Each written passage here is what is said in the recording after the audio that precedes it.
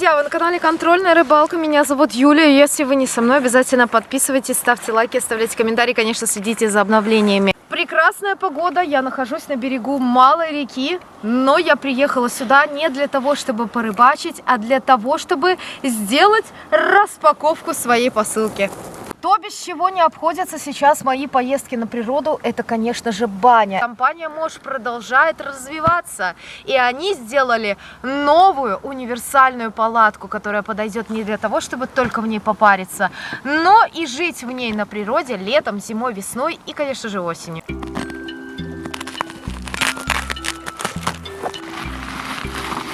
Так, друзья, перед вами лот, который весит около 16 килограмм.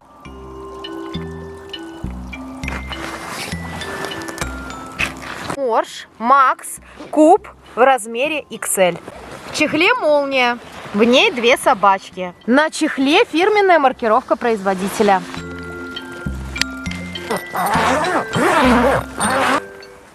Палатка трехслойная. Она долго держит тепло, не выпускает его. Этот наполнитель не сбивается и долго служит. И это уже проверено годами эксплуатации. В данном случае размер палатки составляет 2,3 на 2,3 метра. Поэтому и пол, соответственно, мне нужен больше, чем у меня был.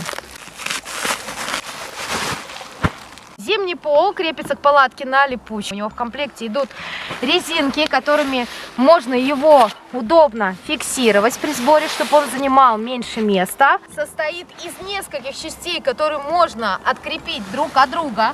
Они фиксируются между собой на липучке, поэтому отдельно каждую часть этого квадрата можно снять.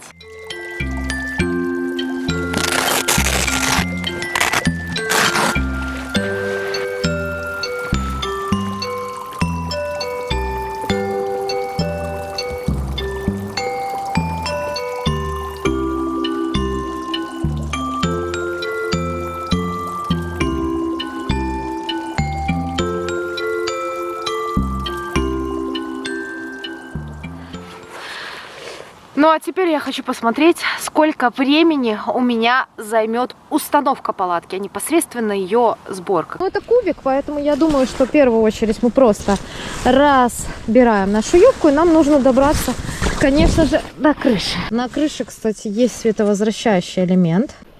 Оп! И точно такая же стеночка также открывается и здесь.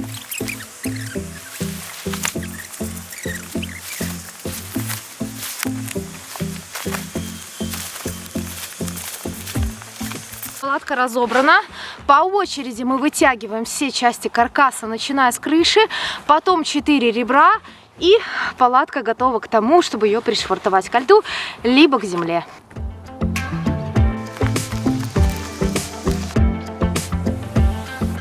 Тент палатки снаружи цвета хаки, внутри тент белый. Благодаря этому в палатке достаточно светло даже в пасмурную погоду. На каждой грани куба по 2 липучки.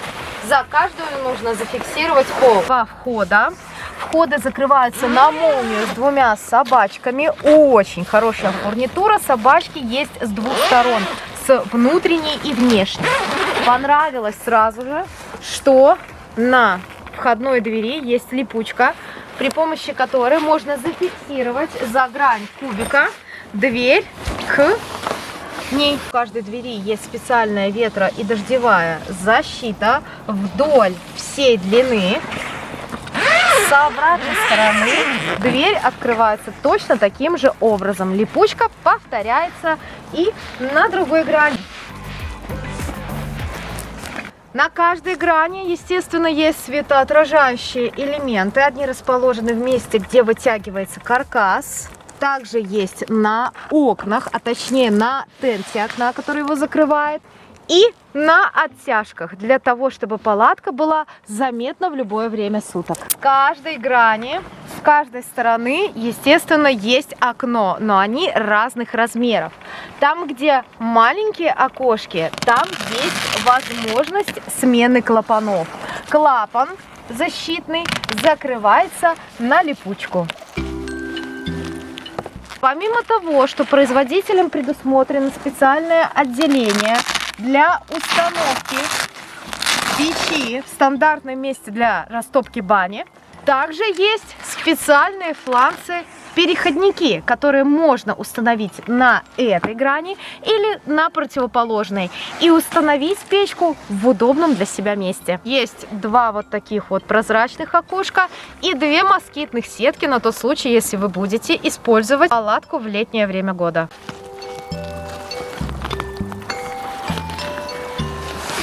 На двух других гранях параллельно друг другу два больших окна, открыть которые можно изнутри.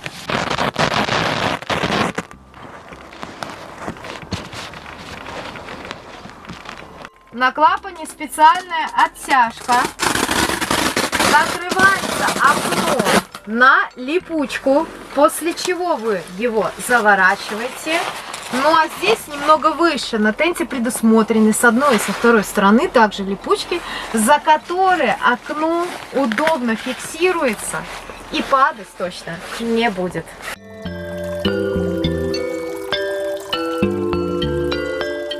Здесь у нас с каждой стороны, с каждой грани есть кольцо для фиксации палатки ко льду или земле. Снаружи, вверху, на потолке также защитный клапан, который фиксируется на липучке. И у него есть защитный козырек, который препятствует попаданию дождя во время осадков внутрь. Комплект включает два сменных клапана, которые предусматривают возможность установки печей с разным диаметром труб. Для дополнительной вентиляции предусмотрены отверстия внизу палатки с одной стороны и второй. Дополнительно у производителя можно приобретать различные комплектующие. Я заказала тент от дождя.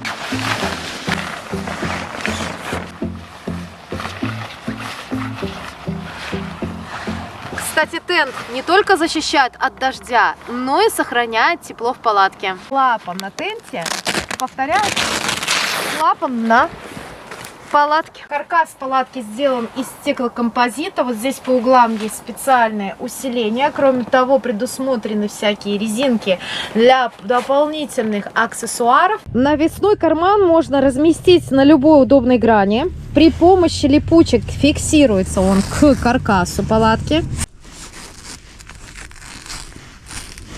В комплекте идет вот такой вот сетчатый карман. В него размещаются вещи, которые должны находиться в максимальном тепле. Сейчас зафиксирую. Это специальные резинки, которые расположены на тенте палатки. Здесь, здесь и вот здесь.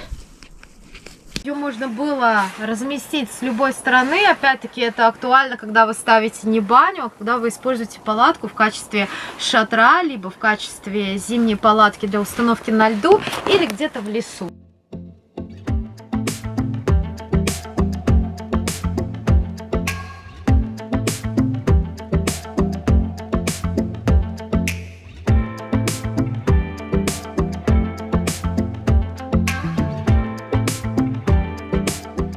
Круто, что для установки палатки на земле в комплекте идут специальные вертыши, всего 5 штук, и комплектуются они вот таким вот чехлом. Поэтому в зимнее время, если вы захотите палатку установить на лед, вы просто положите сюда свои кайфовые вертыши, и все. С того момента, как у меня появилась первая баня Морж, я стала пользоваться дровяными печами. Одну я использовала для того, чтобы топить баню, и вторую я использовала для того, чтобы топить палатку. Печка, которой вы топите баню, интенсивного горения, и ей вы не сможете топить свою простую палатку, вам будет очень жарко, а дрова будут быстро прогорать. Сейчас мне пришла новая печь. В комплекте с этой печкой идет вот такой добротный чехол. Внутри специальные усиленные вставки. Две одинаковых печи, только одна с объемом топки 15 литров, а вторая с размером топки 25 литров. И у одной, и у второй в комплекте идут, естественно, трубы. В печке удобная дверца, которая легко открывается и закрывается. На ней юшка. В первую очередь при установке печи мы собираем ее ноги и устанавливаем, естественно, на ровную поверхность. Конечно же, защитные экраны. внутри у печи есть искрогаситель. На поверхности таких печей можно готовить еду прямо в палатке. Это удобно и исключает необходимость использования газового оборудования. Перед вами моя личная коллекция дровяных печей. Вот это печки Fisher, которые используются для отопления палаток, а это печка Intent для отопления бани. Я проверю, сможет ли натопить простая рыбацкая печка до нужной температуры мою баню. Для того, чтобы поставить печь в баню, лучше поднять теплый пол, чтобы его не испортить, и на вот эту пустую поверхность установить ее. Устанавливаем трубу. Дальше устанавливается переходник. Следующим у нас идет бачок. В бачке у нас отверстие.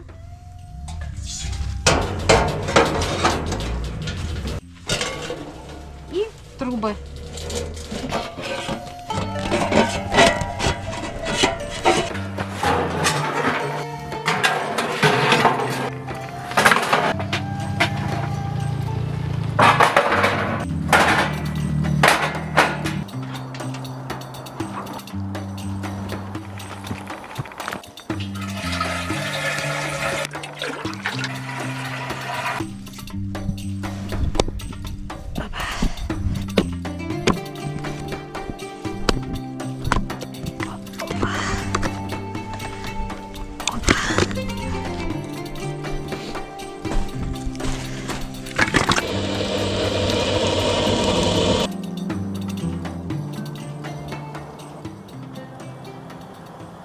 Для меня температура банная это 70-80 градусов. Ну как горит, ребят, смотрите. Хорошо.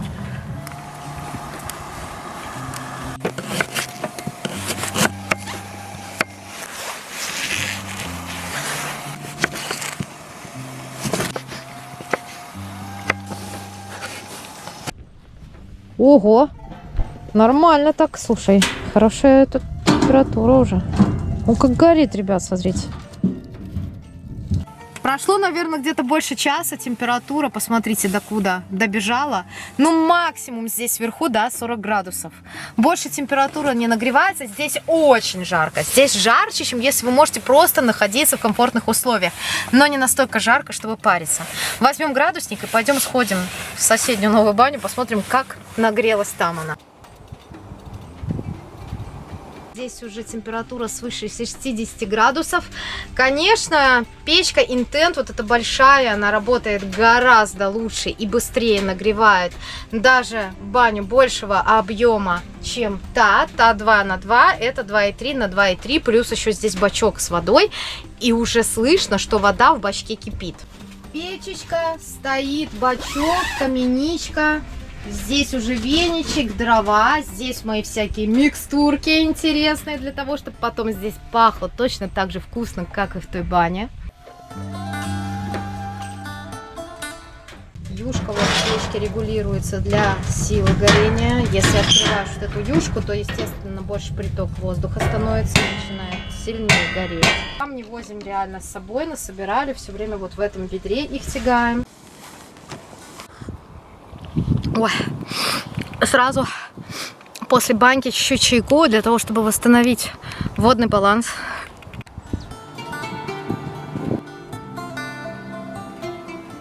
Тут как в парке, знаете, людно. Я даже не ожидала, что в такую погоду может кто-то ездить куда-то. Градусник показывает 70-ник, даже уже больше 70 градусов. Смотрите, я вся прям вообще, да, в поту, да, то есть оно все течет, это все соли. Это почему баня полезна? Потому что вы постоянно ходите, кто-то занимается физическими упражнениями, все в мышцах накапливается, соль, вредные какие-то отложения. Вы приходите в баньку, вы паритесь, из вас все это выходит, вы становитесь свежим и здоровым. И прокачивайте свою сердечную систему. Видите, камни прогрелись, хорошо. И я такая красивая, да ёпсели-матрёпсели, сколько ж можно, а? Хороши, господи. С каждым годом все лучше и лучше. Здесь, в принципе, на мой взгляд, учитывая то, что есть полог, может комфортно разместиться, ну, точно 4 человека, вообще просто вот, просто как нефиг делать.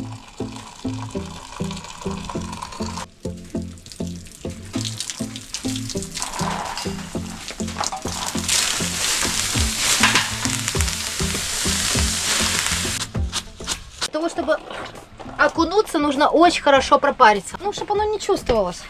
3 раза окунулся. Я не моржую, но я просто окунаюсь. Для того, чтобы взбудоражить организм, так сказать.